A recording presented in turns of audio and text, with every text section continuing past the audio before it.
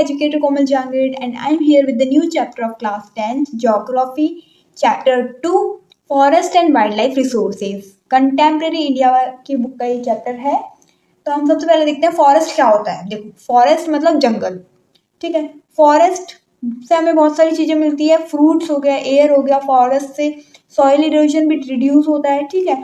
तो फॉरेस्ट एक important ecological system है और एक प्राइमरी प्रोड्यूसर भी है जिसपे जितने भी लिविंग बींग्स है वो सब डिपेंडेंट होते हैं, ठीक है। हमारी लाइफ में बहुत ज़्यादा इंपॉर्टेंट रोल प्ले करता है। फॉरेस्ट से बहुत सारी स्पीशीज हो गई, बहुत सारे एनिमल्स, बहुत सारे ह्यूमन बींग, सब सब मतलब एवरीथिंग सब इंटरडिपेंडेंट होते हैं। फॉरेस्ट में बहुत ज़्यादा डिपेंडेंट भी है, ठीक है। वाइल्ड लाइफ क्या होता है? जितने भी जानवर जीव जंतु होते हैं वो वाइल्ड लाइफ होते हैं और आप इसे बोल सकते हो कि अनडोमेस्टिकेटेड एनिमल स्पीशीज को हम वाइल्ड लाइफ कहते हैं, ठीक है।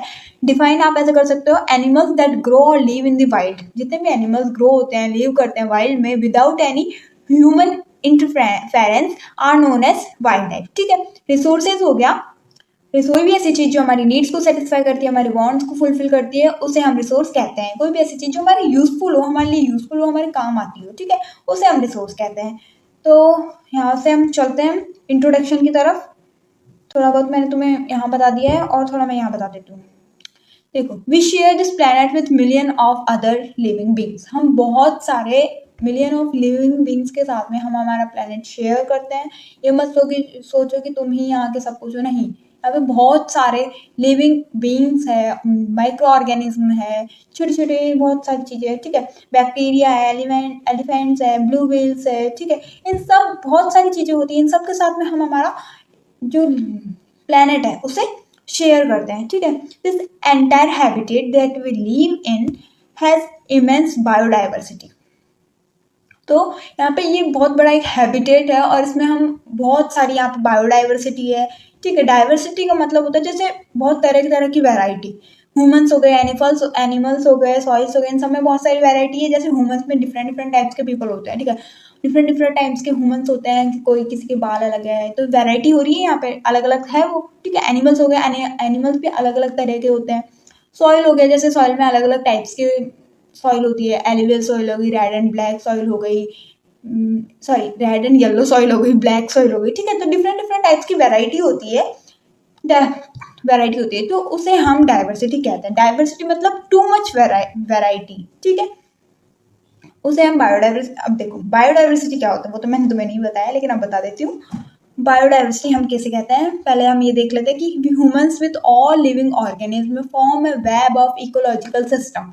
जितने भी हम ह्यूमन बींग्स है, सॉरी लिविंग ऑर्गेनिज्म और ह्यूमंस है, वो सब फॉर्म करते हैं complex web of ecological system in which we are only a part and very much dependent on this system. और इसमें हम सिर्फ एक पार्ट है और बहुत ज़्यादा डिपेंडेंट है इस सिस्टम के ऊपर फॉर आवर ओन एग्जिस्टेंस के लिए, ठीक है। नेक्स्ट देखते हैं हम बायोडाइवर्सिटी और बायोलॉजिकल डाइवर्सिटी। मैं आपको बताती हूँ बायोडाइवर्सिटी और बायोलॉजिकल डाइवर्सिटी क्या होता है। देखो, it is also called biological diversity. Biodiversity को हम बायोलॉजिकल डाइवर्सिटी भी कहते हैं। द वेराइटी ऑफ लाइफ, तरह की लाइफ की variety found in a place on earth, उसे हम बायोडाइवर्सिटी कहते हैं। तुम्हारी बुक में जो डेफिनेशन है उसमें क्लियरली तुम्हें बता देती हूँ, समझा देती हूँ। बायोडाइवर्सिटी और biological diversity is immensely rich in wild life और एंड कल्टिवेटेड स्पीशीज। देखो, बायोडाइवर्सिटी इमेंसली रिच होती है इन वाइल्ड लाइफ में एंड कल्टिवेटेड स्पीशीज में, मतलब बहुत तरह के जानवर जीव जंतु होते हैं यहाँ पे, और कल्टिवेटेड स्पीशीज भी होती है, मतलब कि पेड़ पौधे बहुत कल्टिवेटेड स्पीशीज यहाँ पे होते हैं और डाइवर्स होते हैं फॉर्म में, अलग अलग तरह के ये होते हैं, अलग अलग फंक्शंस भी इनके होते हैं, ठीक है। But closely integrated in a system, पर ये क्लोजली इंटीग्रेटेड होते हैं, मतलब still they are interdependent on each other for their survival. एक दूसरे के ऊपर ये बहुत ज़्यादा इंटरडिपेंडेंट होते हैं अपने सर्वाइवल के लिए, ठीक है। बायोडाइवर्सिटी उसे कहते हैं। इकोसिस्टम क्या होता है? देखो, एक ऐसी कम्युनिटी जहाँ बायोटिक एंड एबायोटिक फैक्टर्स एक साथ इंटरेक्ट करते हैं, लाइफ की एग्जिस्टेंट करते हैं, ठीक है। बायोटिक और एबायोटिक फैक्टर्स एक साथ इंटरेक्ट करके लाइफ की एग्जिस्टेंस कर दे, उसे हम इकोसिस्टम कहते हैं। A geographic where plants and animals and other organism as well as weather and land they work together, जहाँ ये सब एक साथ वर्क करते हैं और लाइफ के एग्जिस्टेंस को एग्जिस्टेंस कर देते हैं, ठीक है, उसे हम इकोसिस्टम कहते हैं। फॉर एग्जांपल हो गया पोन्ड, हो गया लेक, हो गया, ये सब क्या है, ये इकोसिस्टम है जहाँ एनिमल सर्वाइव करते हैं, ठीक है। अब देखो फ्लोरा क्या होता है। Species of plants are known as flora. Plants की स्पीशीज को, फ्लावर की स्पीशीज को, और जितने भी प्लांट्स होते हैं, ठीक है, उनकी स्पीशीज को हम फ्लोरा कहते हैं। ओके, फोना हो गया, species of animals are known as fauna. तो नॉर्मल सी डेफिनेशन है, लर्न कर लेना। बायोस्फीयर क्या होता है, देखो, part of the earth which is covered by living organism both plants and animals. इसे मैं आपको समझाती हूँ बहुत ही इजी वे में। देखो बायोस्फीयर क्या होता है, यहाँ पे एक लिथोस्फीयर है, एटमॉस्फेयर है, हाइड्रोस्फीयर है। लिथोस्फीयर जहाँ पे अर्थ होती है, लैंड होती है, ठीक है। एटमॉस्फेयर जहाँ बहुत तरह तरह की गैसेस होती है। हाइड्रोस्फीयर जहाँ वाटर अवेलेबल होता है, ठीक है। तो यहाँ पे तीनों में अलग अलग तरीके से हम रह नहीं सकते हैं। जैसे एटमॉस्फेयर है, उसमें बहुत सारी गैसेज है, वहाँ लाइफ एग्जिस्टेंस है नहीं, हम सर्वाइव नहीं कर सकते हैं जहाँ गैसेज है। ओनली गैसेज में हम कैसे सर्वाइव करेंगे, वाटर भी हमें चाहिए, अर्थ भी हमें, पेड़ पौधे भी हमें चाहिए, प्लांट्स भी चाहिए, ठीक है। लिथोस्फीयर है, सिर्फ ओनली लैंड है, वहां पे हम सर्वाइव नहीं कर सकते। हाइड्रोस्फीयर हो गया, यहाँ पे सिर्फ वाटर है, हम पानी में सर्वाइव कर सकते हैं, नहीं कर सकते हैं, ठीक है। तो इन तीनों चीजों से मिलकर, जब तीनों चीजों जहां जाकर मिलती है, देखो बीच में आ रहा है बायोस्फीयर। तो बायोस्फीयर वो जगह होती है जहां ये तीनों चीजें मिलती है, उसे हम बायोस्फीयर कहते हैं, और वहां लाइफ पॉसिबल होती है, ठीक है। तो बायोस्फीयर एक ऐसी जगह होती है जहां लाइफ पॉसिबल होती है। तो मिडिल में जो बायोस्फीयर वाली जगह है, ठीक है, यहाँ पे लाइफ पॉसिबल है इजीली। ओके, क्योंकि यहाँ पे तीनों चीजें हैं, और यहाँ पे लाइफ सर्वाइव कर सकते हैं, लोग यहाँ पे सर्वाइव कर सकते हैं बायोस्फीयर में। तो बायोस्फीयर इसे कैसे है, इसे कहते हैं। वापस से देखते हैं हम यहाँ पे वाइल्ड लाइफ सेंचुरी क्या होता है। आई थिंक ये तो तुम्हारे सिलेबस से हट गया है, फिर भी देख लो। Reserved area for preserving natural beauty. Natural beauty को प्रिजर्व करने के लिए रिजर्व्ड एरिया होता है, उसे हम वाइल्ड लाइफ सेंचुरी कहते हैं। जैसे कि बहुत सारे एनिमल्स होते हैं जो एक्सटिंक्ट होते जा रहे हैं, एंडेंजर होते जा रहे हैं, तो उनको रिजर्व करने के लिए, उनको प्रिजर्व रखने के लिए जगह बनाई जाती है वाइल्ड लाइफ सेंचुरी। वहाँ पे उनको रिजर्व करके रखा जाता है इजीली, सब कुछ आराम से। वो बहुत बड़े बड़े जंगल होते हैं, रिजर्व करते हैं वहाँ पे जानवरों को, ठीक है। इंडिया जो है बहुत ज़्यादा रिच है, इंडिया वर्ल्ड्स रिचेस्ट कंट्री है in terms of biological diversity. मतलब कि बायोलॉजिकल डाइवर्सिटी के टर्म्स में इंडिया भी रिचेस्ट कंट्रीज के नामों में आती है, एक है, ठीक है। India is one of the world's richest country in terms of its vast area of biological diversity, ठीक है। इंडिया भी आती है रिचेस्ट कंट्रीज में, ओके, क्योंकि यहाँ पे बायोलॉजिकल डाइवर्सिटी बहुत ज़्यादा है। लेकिन यहाँ पे देखो, ये है IUCN, international union for conservation of nature, conserve flora and fauna को ये कंजर्व करती है। ये conservation of nature international union for conservation है, ठीक है। ये देखो मैं तुम्हें एक बताती हूँ कि इंडिया जो है बहुत ज़्यादा रिच है, मतलब बहुत ज़्यादा नहीं कह सकते, रिचेस्ट में आती है, रिचेस्ट कंट्रीज में आती है बायोलॉजिकल डाइवर्सिटी के। लेकिन इंडिया जो है आज के टाइम पे बहुत ज़्यादा, इंडिया की जो बायोलॉजिकल डाइवर्सिटी वो बहुत हार्म होती जा रही है धीरे धीरे। हमें इस चीज़ की इम्पोर्टेंस समझनी चाहिए। We have to realise the importance of these resources in our life. यहाँ पे डाइवर्स है, बहुत सारे फ्लोरा एंड फौना है, ठीक है, और ये इंटीग्रेटेड इन आवर लाइफ में, that we take these for granted, और हमें इन्हें बहुत ज़्यादा इंपॉर्टेंट लेना चाहिए, इंपॉर्टेंट समझना चाहिए अपनी लाइफ में। But lately they are under great stress, और ये बहुत ज़्यादा हार्मफुल सिचुएशन में आ चुके हैं, क्योंकि लाइफ में, मतलब इनकी जो लाइफ है वो ख़त्म होती जा रही है। बहुत सारे एनिमल्स हैं जो एक्सटिंक्ट हो चुके हैं, ठीक है। हमारी जो डाइवर्सिटी है, बायोडाइवर्सिटी है, वो बहुत ज़्यादा हद तक बहुत नुकसान हो रहा है उसे। देखो 10% जो इंडिया में रिकॉर्ड हुआ है कि 10% जो फ्लोरा स्पीशीज है वो खत्म हो चुकी है। 20% ऑफ इट्स मैमल स्पीशीज भी थ्रेटन्ड लिस्ट में है। तो यहाँ पे बहुत ज़्यादा एक्सटिंक्ट हो रही है चीज़ें, बहुत सारे एनिमल्स एक्सटिंक्ट हो चुके हैं। तो हमें अब इसे कंजर्व करने के लिए बहुत सारे मेथड्स यूज़ करने पड़ेंगे, ओके। तो लोगों को अपने खुद के, मतलब लोगों ने क्या कर दिया है, फॉरेस्ट को ख़त्म करना शुरू कर दिया है। लेकिन अब तो हम उन्हें कंजर्व करने के मेथड्स देख रहे हैं, लेकिन पहले हमने उस पर ध्यान नहीं दिया। लकड़ियाँ ला रहे हैं फैक्ट्रीज में, ठीक है, यूज़ कर रहे हैं उन्हें, ठीक है।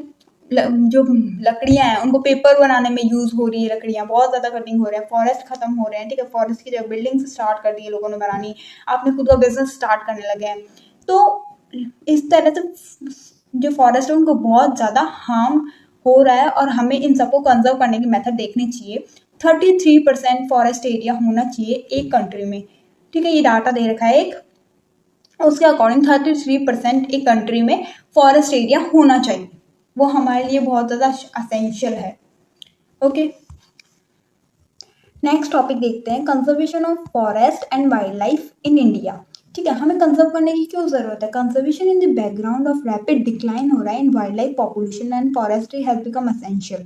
ठीक है, तो जो वाइल्ड लाइफ पॉपुलेशन है और फॉरेस्ट है वो बहुत ज़्यादा डिक्लाइन होती जा रही है। जो लोग हैं अपने खुद की ज़रूरतों के लिए, अपनी खुद की सेल्फिश नीड्स को सेटिस्फाई करने के लिए फॉरेस्ट को काट रहे हैं। ठीक है, वाइल्ड लाइफ पॉपुलेशन को डिक्लाइन करते जा रहे हैं, कुछ ट्रेड कर रहे हैं। ठीक है, ये जो सारी चीज़ें हो रही है उनकी वजह से ये जो अपनी फॉरेस्ट और वाइल्ड लाइफ है इन सबको कंजर्व करने की हमें बहुत ज़्यादा ज़रूरत है। ये डिक्लाइन होते जा रहे हैं, यहाँ पे इनकी पॉपुलेशन बहुत ज़्यादा डिक्लाइन होती जा रही है, वाइल्ड लाइफ जो पॉपुलेशन है वो डिक्लाइन होती जा रही है। हमें अपनी ट्रेडिशन को फॉलो करना चाहिए, जैसे कि लोग जो है गाय, ये जो गाय भैंस जितने भी डॉग्स कैट ये सब होते थे इनको पालते थे, रखते थे, इनको खाना खिलाते थे। ठीक है, इनको भी सर्वाइव करवाते थे। ओके, खुद का ही ध्यान नहीं रखते थे, वो इन सबका भी ध्यान रखते थे। उसी तरह से हमें भी जो बाहर के डॉग्स हैं उन सबका ध्यान रखना चाहिए। अपने घर के अंदर ही डॉग्स पाल के क्या करोगे यार, बाहर के डॉग्स को भी तो देखो, कभी तो बेचारे वो भी गली का ध्यान रखते हैं। हो सकता है कि आपका डॉग रात भर सो रहा हो और मान लो अगर वो भी एक बार तो छुप जाएगा अगर कुछ होता है तो, लेकिन गली के कुत्ते कभी नहीं छुपेंगे, वो मार कूट के भगा देंगे उसको। ठीक है, चोर भी आ जाता है तो मान लो, सोच लो। तो इसी तरह से जो बाहर का जो वाइल्ड लाइफ पॉपुलेशन है उनका भी बेचारे को कभी तो ध्यान दो। आजकल के लोग क्या करते हैं, खुद के स्टेटस के लिए डॉग्स पाल लिए, बड़े बड़े हस्की हो गया, गोल्डन रिट्रीवर हो गया। ठीक है, इन सबको पाला और अपने स्टेटस का ध्यान रखा बस। बाहर के जो होते हैं उनको देखते ही भगाओ यार, ये क्या है, इसको क्यों रखा है यहाँ पे। इस तरह से हमें नहीं करना है। हमें अपने जो ट्रेडिशनल चीज़ें हैं उन सबको फॉलो करना है। आज भी गाय की पूजा की जाती है तो गाय की पूजा करो। ठीक है, जो सांप होते हैं उनकी पूजा की जाती है। ठीक है, डॉग्स होते हैं उनको कभी रोटी दो, कभी तो उनका भी देखो यार, उनको भगाओ मत। चलो तुम्हें कुछ नहीं करना है, कुछ मत करो, लेकिन उनको कभी भगाओ मत, उनको मारो मत। ठीक है, उनको भी, उनकी लाइफ को भी, उनको भी डिक्लाइन मत करो, उनकी वाइल्ड लाइफ पॉपुलेशन को ख़त्म मत करो। ओके, तो हमें why do we need to conserve our forest and wild life. जो फॉरेस्ट है वो खत्म होते जा रहे हैं, सबसे बड़ी रीज़न देखो, फॉरेस्ट से ही तो हमारी जो लाइफ है वो चल रही है, ऑक्सीजन हमें मिल रहा है। फॉरेस्ट नहीं होंगे तो हमारी लाइफ कैसे चलेगी। ठीक है, हमें ऑक्सीजन मिल रहा है ब्रीथ करने के लिए, फ्रेश एयर मिल रही है। ठीक है, फॉरेस्ट से हमें कितने फ्रूट्स, वेजिटेबल्स, हमें कितनी एनिमल्स, इनकी लिविंग हैबिटेट सब कुछ वहीं पे एग्जिस्ट करता है। तो फॉरेस्ट बहुत बड़ी हमारे लिए एक चीज़ है जिससे हमें कभी खोने की ज़रूरत नहीं है। फॉरेस्ट पेड़ पौधों पे जो लकड़ियाँ होती हैं उनसे पेपर बनाया जाता है, फैक्ट्रीज में यूज़ किया जाता है, अपना खुद के बिजनेस के लिए फॉरेस्ट को काट दिया जाता है, बड़ी बड़ी बिल्डिंग्स वहाँ पे खड़ी कर दी जाती है। ठीक है, तो फॉरेस्ट आज के टाइम पे वो भी डिक्लाइन होते जा रहे हैं। देखो क्या टाइम आ गया जब एनिमल्स छोड़ो, फॉरेस्ट को भी लोग नहीं छोड़ रहे हैं। ठीक है, तो हमें कंजर्व करने की जरूरत है। Why do we need to conserve our forest and wild life?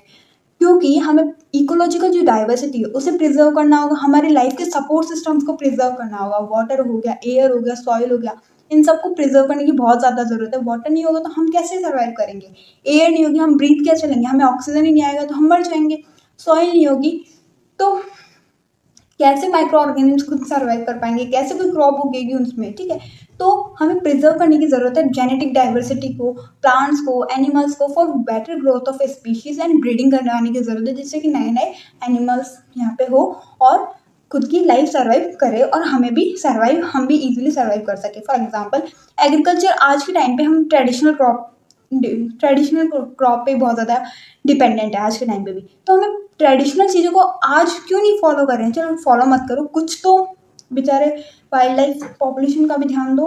Okay, तो ये 1960s में और 1970s में, अब देखो यहाँ पे वाइल्ड लाइफ प्रोटेक्शन एक्ट आया 1972 में। ओके, तो 1960 में 1970 में कुछ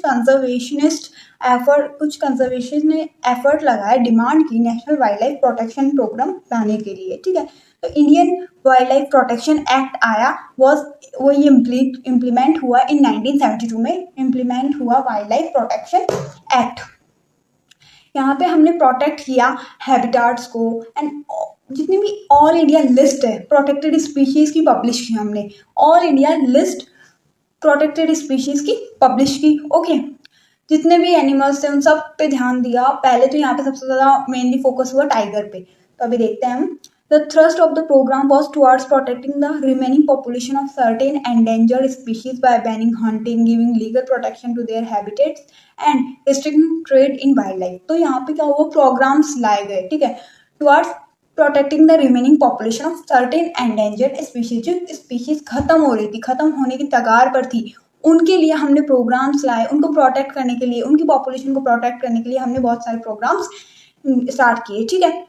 और बैन किया हंटिंग पोचिंग, इलीगल प्रोटेक्शन दी हमने हैबिटाट्स को, हंटिंग को, इन सबको प्रोटेक्शन दी। ओके, और रिस्ट्रिक्ट किया ट्रेड इन वाइल्ड लाइफ पे, जो ट्रेड होता है उसको हमने रिस्ट्रिक्ट कर दिया। देखो, जो ब्रिटिशर्स होते थे उन्होंने भी हमने हमारे यहाँ पे जो वाइल्ड लाइफ स्पीशीज थी उनको भी बहुत ज़्यादा नुकसान पहुँचाया है, ठीक है। ब्रिटिशर्स ने भी बहुत ट्रेड किया इन सब चीज़ों का, तो उस टाइम पे भी हमारी स्पीशीज बहुत ज़्यादा हार्म हुई थी। लेकिन आज तो हमें कंजर्व करने की ज़रूरत है, आज तो हमें इन सब चीज़ों पे ध्यान देना चाहिए। आज हम ऐसी गलती क्यों कर रहे हैं? सेंट्रल और मैनी स्टेट गवर्नमेंट ने इस्टेब्लिश की national park, wild life sanctuaries बनाई हमने, ठीक है। जो जितने भी एंडेंजर्ड स्पीशीज थी, एंडेंजर्ड होने वाली जो स्पीशीज थी, उन सब के लिए हमने national park, wild life sanctuaries बनाई। ऐसी सेंचुरीज जहाँ पे सिर्फ एनिमल्स रहेंगे और वहाँ पे ह्यूमंस का जाना बिल्कुल बैन है, ठीक है। हंटिंग पोचिंग जैसी कोई भी ट्रेड कुछ भी नहीं होने वाला है वहाँ पे। इन सब पे हमें फोकस करने की जरूरत है। जो नेशनल पार्क है, वाइल्ड लाइफ सेंचुरी, वहाँ पे लोगों को रखा गया है उन सब का ध्यान रखने के लिए, जितने भी एनिमल्स हैं जो एंडेंजर्ड हो सकते हैं, एक्सटिंक्ट हो सकते हैं, सॉरी। तो central government also announce several projects for protecting specific animals. और कुछ सेंट्रल गवर्नमेंट ने भी अनाउंस किए हैं कुछ बहुत सारे projects for protecting specific animals को प्रोटेक्ट करने के लिए। अब कुछ ऐसे स्पेसिफिक एनिमल्स हैं जो बिल्कुल ही खत्म होने वाले हैं, ठीक है। फॉर एग्जाम्पल टाइगर स्पीशीज का एग्जाम्पल तो बहुत बड़ा ही चेंज है, ड्रास्टिकली चेंज हुआ है। जो इस टाइगर स्पीशीज थी 55,000 स्पीशीज थी, वो डायरेक्टली 1827 मतलब 1800 पे आ चुकी है वो स्पीशीज। टाइगर मतलब कहाँ 55,000 थे और कहाँ 1800 हो चुके हैं, आप देख ही सकते हो कितना बड़ा चेंज है। तो यहाँ पे स्पेसिफिक प्रोजेक्ट भी लाए गए प्रोटेक्टिंग स्पेसिफिक एनिमल्स को प्रोटेक्ट करने के लिए, ठीक है, विच वर ग्रेवली थ्रेटन हो रहे थे, जिसमें सबसे ज़्यादा इंक्लूड हुआ tiger, one horn rhinoceros, Kashmir stag and hangul. 3 types of crocodile आए इसमें, सॉल्ट वाटर क्रोकोडाइल, घड़ियाल, एशियरिक लायन एंड अदर्स, ठीक है। यहाँ पे ये हमने कुछ सेंट्रल गवर्नमेंट ने प्रोग्राम लाए। और देखते हैं हम प्रोजेक्ट टाइगर। प्रोजेक्ट टाइगर क्या है? टाइगर मैंने आपको बताया 55,000 से 1800 की, कहाँ यार कितना कम हो चुका है, ठीक है। तो 55,000 से 1800 की पॉपुलेशन हो चुकी है टाइगर्स की। Tiger is one of the key wild life species है इन द फॉनल वेब में, ओके। और यहाँ पे सबसे ज़्यादा थ्रेट क्या है टाइगर्स को? देखो, in 1973 the authorities realise that the tiger population had dwindled to 1827 from an estimated 55,000 at the turn of the century. तो कहाँ 55,000 से 1827 पे आ गई है पॉपुलेशन। तो यहाँ पे एक बहुत बड़ा चेंज आया, मैंने आपको बताया। थ्रेट्स क्या थे? देखो, सबसे ज़्यादा थ्रेट क्या थे? देखो, पोचिंग हो रही थी यहाँ पे बहुत ज़्यादा। श्रिंकिंग हैबिटेट, जो हमारा हैबिटेट था वो बहुत ही ज़्यादा श्रिंक होता जा रहा था, कम होता जा रहा था। डिप्लीशन होता जाता, प्रे बेस्ड स्पीशीज का डिप्लीशन यहाँ पे होता जा रहा था, ये स्पीशीज डिप्लीट होती जा रही थी। ग्रोइंग ह्यूमन पॉपुलेशन, और ह्यूमन पॉपुलेशन ग्रो होती जा रही है, ठीक है। इनका तो भाई कुछ नहीं, ठीक है। The trade off tiger skins and the use of their bones in traditional medicine, जो टाइगर्स थे उनकी स्किन का ट्रेड होता था, ठीक है। और इनकी बोन्स से ट्रेडिशनल मेडिसिन बनाई जाती थी, मेडिसिन बनाई जाती थी इनकी बोन से, ओके। और specially in Asian countries left the tiger population on the verge of extinction. और एशियन कंट्रीज में सबसे ज़्यादा जो टाइगर पॉपुलेशन है वो एक्सटिंक्शन की वर्ज पे आ चुकी है। देखो, इंडिया और नेपाल जो है बिकम टारगेट है, मेन टारगेट है ही पोचर्स के, क्योंकि यहाँ पे 2/3 ऑफ पॉपुलेशन मिलती है टाइगर्स की। Project tiger, one of the well published wildlife campaign है in the world, was launched in 1973। तो ये हो गया project tiger. Major tiger reserves कौन कौन से हैं इंडिया में? देखो, ये जिम कॉर्बेट है और ये पेरियार टाइगर रिजर्व है। तो फर्स्ट है Corbett national park in Uttarakhand, Sundarbans national park in West Bengal, Sariska wildlife sanctuary in Rajasthan, Manas tiger reserve in Assam, Periyar tiger reserve in Kerala.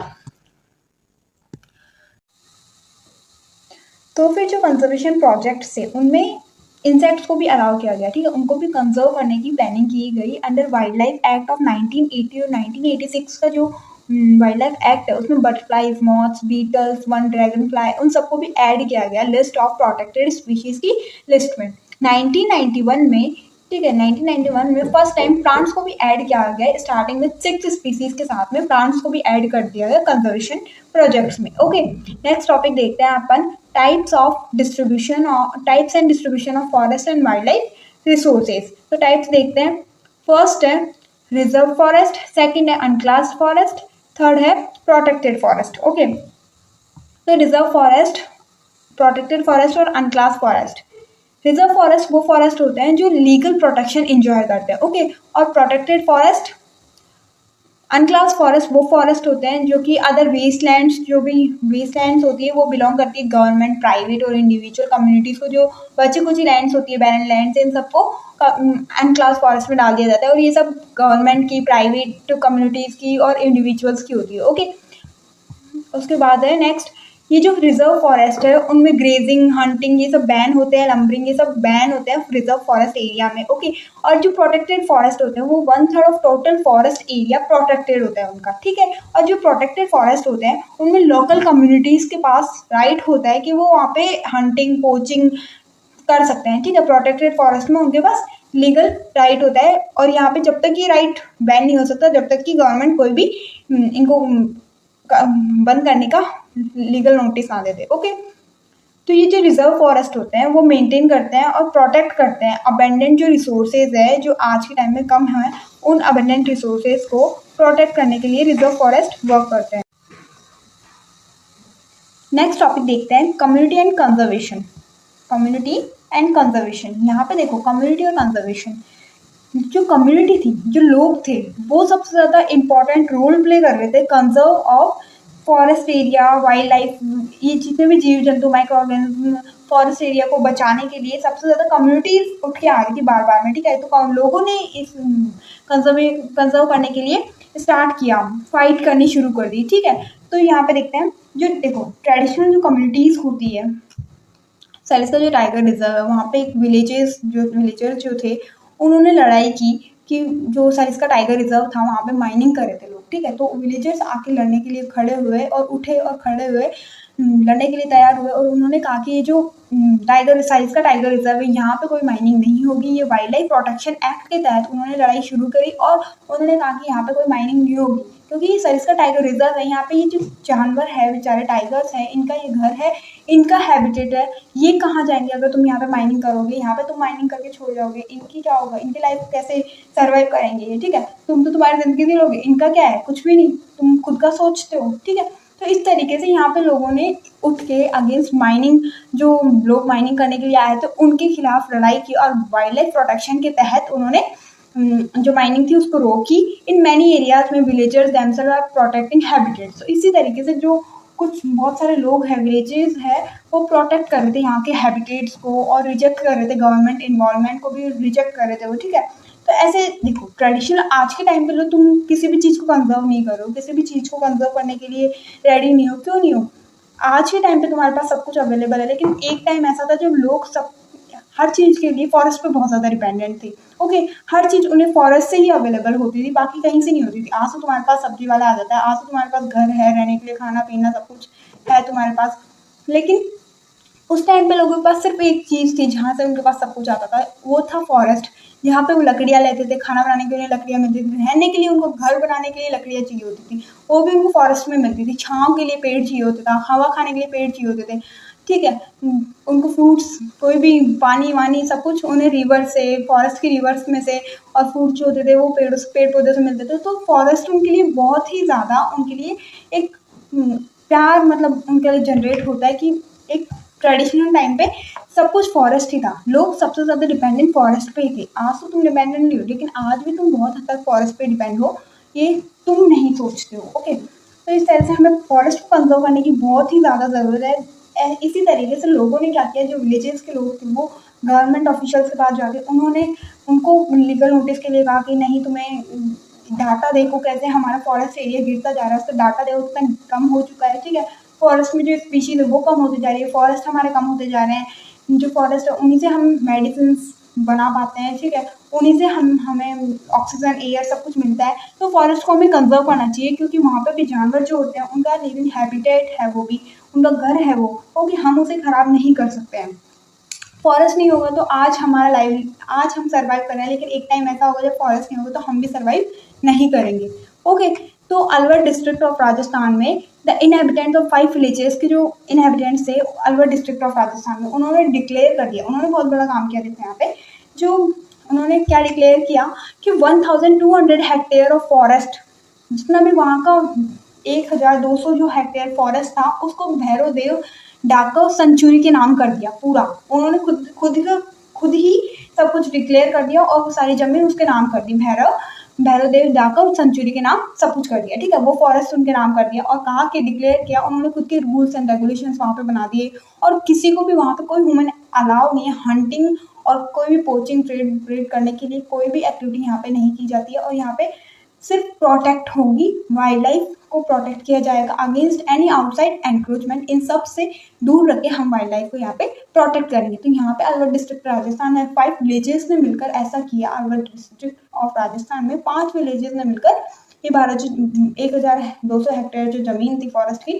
वो भैरवदेव डाकघर सेंचुरी के नाम कर दी। तो ये बहुत ही बड़ा एक काम था इन लोगों का, ठीक है।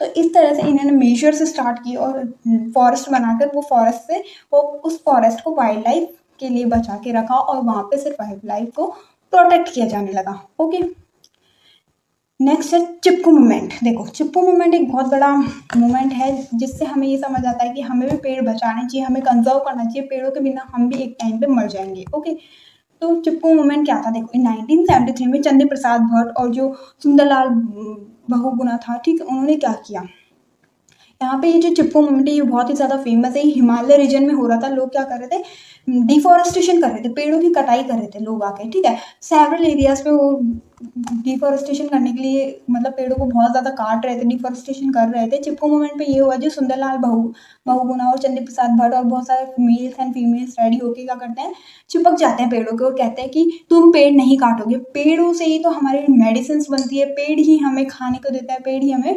छाया, ऑक्सीजन, जीवन है हमारा पेड़, ठीक है।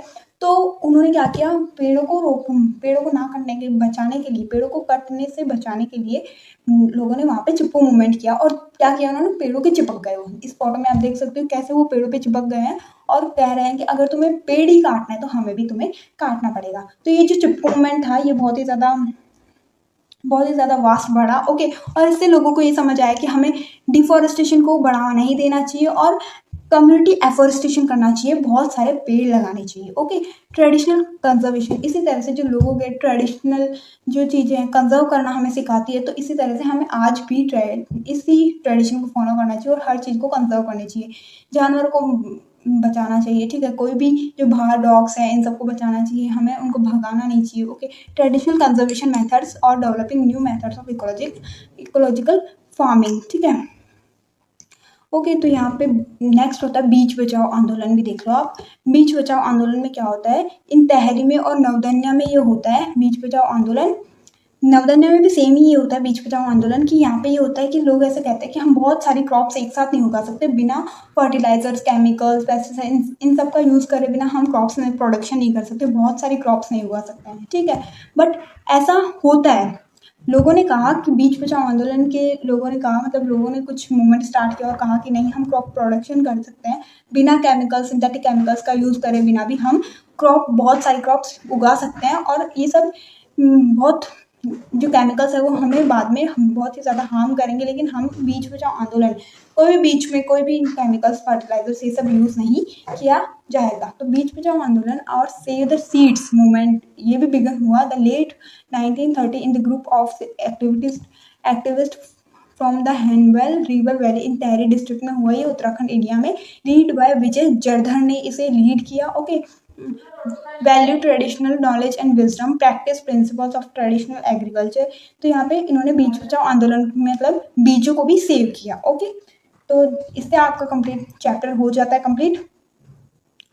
तो यहाँ पे preserve the sociology of traditional agriculture, conserve forest, हमें फॉरेस्ट को बचाना ही चाहिए, ठीक है, बीच बचाना चाहिए, हमें सब कुछ इन सब से ये हमें समझ में आता है कि हमें फॉरेस्ट को कंजर्व करना चाहिए, वाइल्ड लाइफ स्पीसीज को कंजर्व करना चाहिए, किसी भी चीज़ को नहीं, जैसे डॉग्स होते हैं, बहुत सारे कैट्स होती है, काउस होती है, उनको सबको मारना नहीं चाहिए, उनको बचाना चाहिए। वही हमारी आगे की लाइवलीहुड के लिए बहुत ही ज़्यादा इंपॉर्टेंट है और हमें सर्वाइव करने के लिए बहुत ज़्यादा हेल्प मिलती है। हम इन सब चीज़ों से यहाँ सर्वाइव करें, अगर हम इन सब चीज़ों को ख़त्म कर देंगे तो हम आगे सर्वाइव नहीं कर पाएंगे। ओके, तो ये हो गया आपका chapter complete, chapter 2 completed. Okay.